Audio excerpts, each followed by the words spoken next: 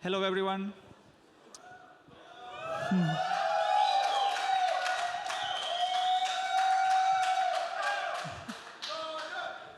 Who is excited about Ethereum 2? Because I'm just going to shield the fuck out of the technology that we are using in this talk, OK? So, hey, welcome to my talk. I'm going to explain how Lodestar, we are realizing the Ethereum 2 dream. Actually, not Ethereum 2, please, consensus layer. We're going to make Danny Ryan happy with the new terminology. So, we all know that now in Ethereum, you either go all the way centralized and using Infura, Alchemy, or you run nodes. It's great, you contribute to the network, but that's not something everyone should do anyway.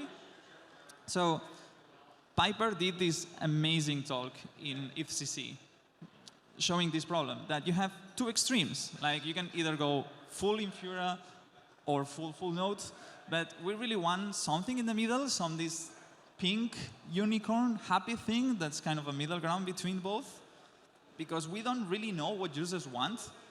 Maybe there's a huge demand for that, but because no one has successfully developed and promoted that, we don't know. So you were saying, oh, wait, light clients exist already. LES, the Light Ethereum subprotocol. But it has never worked because essentially it's a parasitic participant. There are no incentives, so it has never worked. The DAppNode team, we know that very well. We tried with BeepNode. It didn't work. But yeah, just go to Piper's talk. He talks about this issue in great detail. It's great. So I'm a consensus developer, and I care about my consensus layer. So when we are moving now to the merge, to proof of stake, it gets even harder to support light clients. Because now, in proof of work, if you want to track the head, that's the first thing you want to do in a light client. Know what's the head, what's the current data. You just gather your headers, you verify the proof of work, and voila, the longest chain is your chain. However, now with proof of stake, you have to run the full LMD ghost on all the boats. You have to get all what the validators are saying, compute the active set. It's very expensive. Essentially, you are a full light client. That's not light.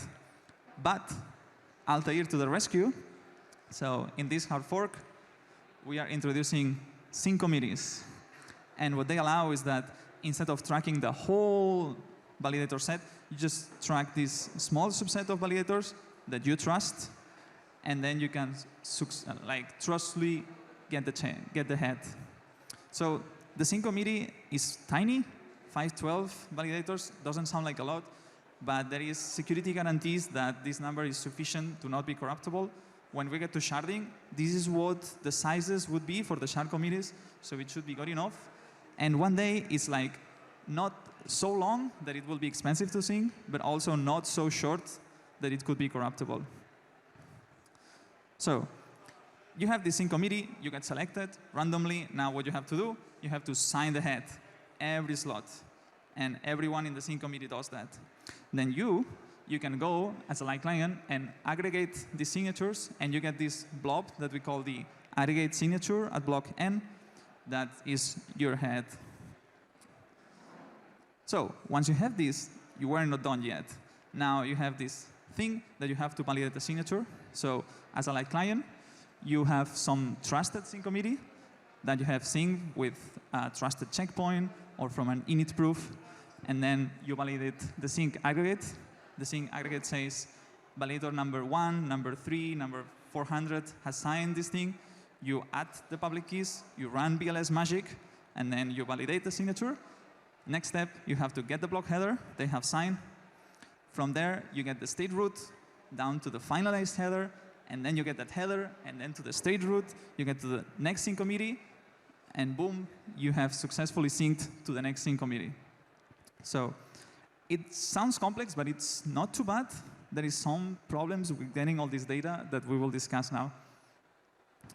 So the key here is that you know and love your 512 sync committee members. You trust them. Whatever they sign, you will believe it. But the whole point is like to progress down the chain to sync. So You start with your sync committee number 1.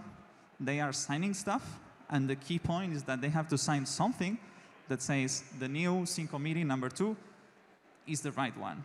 And then you can trust them. And then you move from day 1 to day 2. And now the sync committee 2 becomes active. And you repeat all over again. And this is what happens all the time when you want to sync and browse the head. So there are some edge cases that I want to note, and are very important. We handle them. What happens if there is no finality during this period? So a key point that you noted here is that we only consider the next sync committee of a finalized header. Otherwise, what could happen is you think that the next sync committee would be sync committee number 1, but then there is a reorg, and now it's another one. And you are screwed, because now the whole chain of trust breaks, and you can no longer sync, and that's a fatal failure. So if, unfortunately, there is a bug, like it has happened sometimes, and there is no finality during a whole day, it could happen that you have to trust a non-finalized sync committee to move forward. And yeah, we take that into account.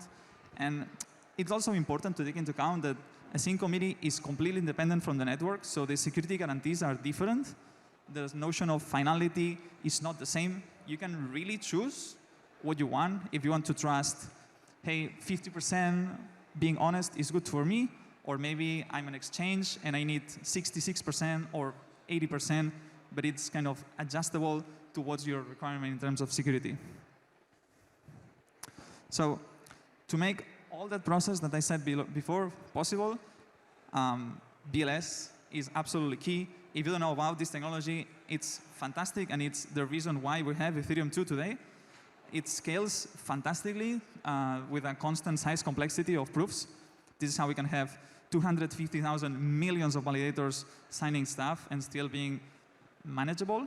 And in our case, it's very useful because the sync aggregate has one signature regardless of how many validators. And we have an implementation of WASM that's fast. Hell yeah. Also, if you guys are familiar with execution layer, RLP has been great, but it's not great for light clients. It's quite expensive, and the most efficient implementation of binary trees are binary trees. So SSE uses that. Our implementation also supports Merkle multiproofs and some goodies that makes the whole process I described before good and fast. So we have come up with a proposal to serve light clients. This is implemented. I would show it in a bit. But essentially, you as a light client, this could be a wallet, an application, or a browser. Just starts over, and first it has to get an init proof. This is from a trusted checkpoint. That would be like a weak security. I'm not sure if you guys are familiar with that concept from Eth2, but you get your first snapshot. Then you use the best updates to sync from period 1 to period 2 to period 3 to period 4 to period 5 up until the last one. And then you can pull the last two methods to be up to date and get the most recent chain data that you're interested in. So I want to note, many of you would know Lodestar is a JavaScript client, and many people ask us, why do you do that? Why it's implemented in JavaScript? Well, it turns out that JavaScript is a great language for tree structural sharing, and that's an essential feature to serve light clients. Because we can afford to keep a very large amount of states in memory and have like really fast arbitrary proof generation. And this is not supported for other clients like Prism or Lighthouse, that they do linear hashing cache. That's not supported, so we do that, and it's working great for us. So, demo. We have built a UI, functional UI, with a REST endpoint, and everything that we have explained so far, you're going to see in practice.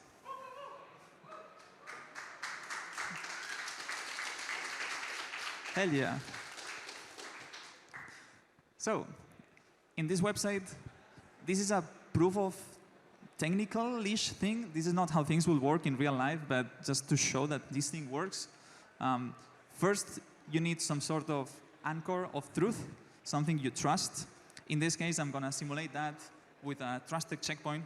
So I'm going to go over to BeaconCha, And in this case, I'm just going to pick the latest finalized checkpoint and copy the root of the block for that.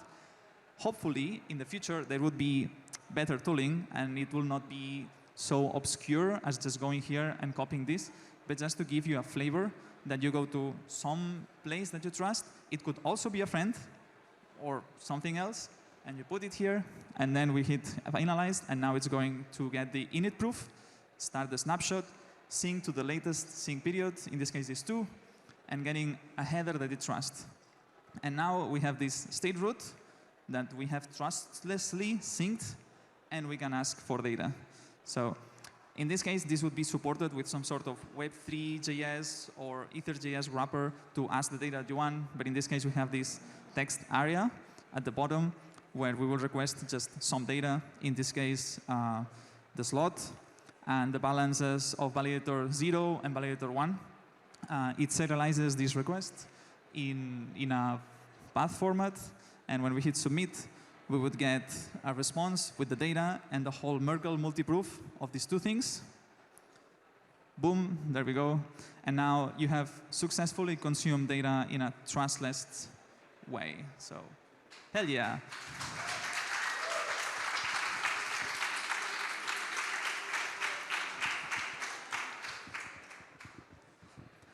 So yeah, we just showed some tooling, but in Lodestar we have developed another great suite of tools that we are super proud of. So yeah, just check them out, use them. And OK, so now what? As I said, I'm a consensus guy. I work on the bottom layer. But I wanted to build this to kind of illustrate you how the whole light client stack would look like. As I said, the first thing, you want to know what's the head. That's soft. That's what we did today together. Once you know what's the head, now you have to get some data from the state. That's this new box I call the beacon state proof provider. We simulated this today with a special REST endpoint, but this could be maybe in the future some protocol of decentralized data availability like Portal Network. And now is when you get into the fun stuff. What do you want? L1 data? Awesome. You can go to the Elias protocol or the Portal Network, and then you could actually build a trustless MetaMask today if these things were available. Portal Network is almost there. The LES protocol, we are working on it to making it standalone so it can be browser consumed, at least for a technical proof. And then we have L2. So shard data, L2, you know what Jordi explained today. We can connect to that and have a trustless rollup client. That would be super cool too. So to reiterate, what I'm passionate about building, and I think it can be done next year, would be a MetaMask that's still censorable, but trustless. So to get to the point that we are not censorable, we would have to somehow hack a P2P protocol into the browser, but there are already research efforts into that. And it's going to be way more expensive. You can see at a factor of 1,000. But I think it's OK. I would do it. I would take the trade-off. So yeah, next steps, integrated Portal Network. We'll keep doing research on P2P. So exciting, super exciting. So if you find this exciting, come join us. I mean, you can see I'm so passionate about this. Is so crazy. I love it. So if you are too, please come join us. We are an awesome family. And yeah, last but not least, Lodestar is production ready.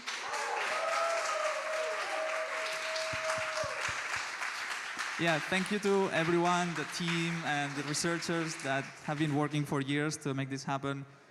So happy to be considered like the 5th production-ready client. Please come to our Discord. We will help you set up, or just come do a testnet, whatever. Try it. And yeah, thank you so much for your attention today.